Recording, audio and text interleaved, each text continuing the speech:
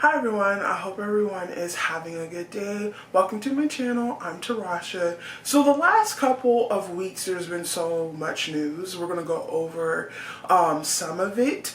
And this news is mostly sequels have gotten announced and just stuff in general that's been popping up here and there. For me, a sequel that have been announced is The Devil's Wear Prada, which came out in '06, which stars Meryl Streep, Anne Hathaway, and Emily Blunt. Now, for me, I love this movie because it was just, I believe, an iconic movie. You had three of the best actresses in this movie, and it's being reported that a sequel is in the works, and it's mostly due with Meryl Streep's character and Emily Blunt's character. That's what I'm hearing. That's what's been being reported.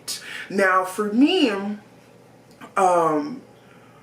just seeing them all come back, it will be a treat, and see where the story is for, because this movie came out so long ago. So where can you continue it from the first movie and continue it with the sequel, right?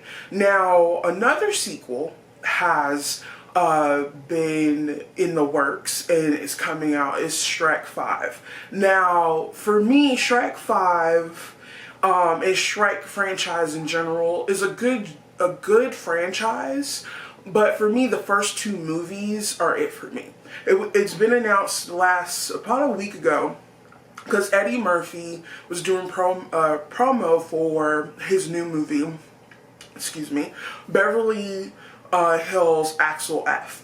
I will talk about that movie in another video, but if you go and see it, okay? It's on Netflix. It's a great movie. Okay, let's go back to Shrek 5. Now, he was talking about Shrek 5, saying that he's been going in and doing recording and stuff. Now, we're going to see Michael Myers, Cameron Diaz, Eddie Murphy return back to their roles, which is a treat in itself, because I can't wait to see or hear Eddie Murphy do Donkey again. Donkey is one of those characters for me, is like on the top when I think of characters in general when it comes to animation. And this movie does come out July 1st, 2026. It's many of animation movies that are coming out in 2026. Let's do a rundown, okay? So you got Shrek 5, you got Frozen 3, you got Toy Story 5, and then you have Paw Patrol 3, you have Super Mario Brothers 2, then you have Aang the Last Airbender, which is, I believe, many of animation movies from that show, from The Last Airbender. And then you got Teenage Mutant Ninja Turtles 2, and then those are it for just anime, right? And for animation. Probably be more, you never know, because I'm seeing an uptick of movies that are getting announced for 2026. It's 2 years away, but it's not that far. If you really think about it in movie terms, it's not that far away. It's just not. And for me, of all of those movies, Shrek 5, Frozen 3, I love Frozen. The first two were so good, and the soundtracks are amazing. For Toy Story 5 is, for me, being a millennial and seeing the first movie at a very, very young age, and watching it, and, you know, Andy and Buzz and Woody, and just seeing them and getting, I want to see it continue. What happened to Andy, right? Like, Andy, the last time we seen Andy, I believe he went to college. I would love to see, it's been so many years, like, can we see Andy have a kid, and then those toys go to his kid? I will love to see that. I think that would be really good. Now, from other news, James Gunn released a official logo for Superman, for his Superman movie. And when I seen the logo, it gave me the reminiscing of Christopher Reeve's Superman, which I love his Superman. I love those films. I believe those films are just really good. And when I think of Superman, I think of two people. I think of Christopher Reeve and I think of Henry Cavill. But for me, the first one I ever seen was Christopher Reeve because I fell in love with those movies when I got up to, I would say, preteen. And because I love old movies, I got into a genre of, I love 70s, 80s, and then because I'm a millennial, 90s, early 2000s. Those movies, there's a lot of movies that made me just love film itself, which I'm working on a video for that. And when I'm thinking about all the movies that just made me just fall in love with just cinema in itself, there's a lot of movies on that list. There really is. But for me, it's like, okay, when you see the Superman logo, you know, it should bring you like a joy. You know, I've been seeing behind the scenes of David Colesweat's suit. I do like the suit. I don't have no problem with the suit at all. I don't. When I did a video on my other social media, I said that his suit kind of reminds me of Christopher Reeve's suit. It really does. And Christopher Reeve's son, Will Reeves, is going to make a cameo in the movie, which I believe is really good and really fantastic because James Gunn, the feel that I'm getting is very classic. He wants like a classic feel, but probably just a pop of color. You know how James Gunn loves color, which I appreciate because I think color is very important when you're doing these films, depending if you're doing a light-hearted superhero movie or a dark superhero movie. You want color. You want that color to just pop, right?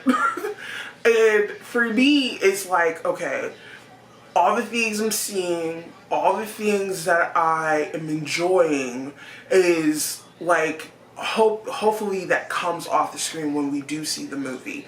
The movie is a year away, and I can't wait to see what he comes up with.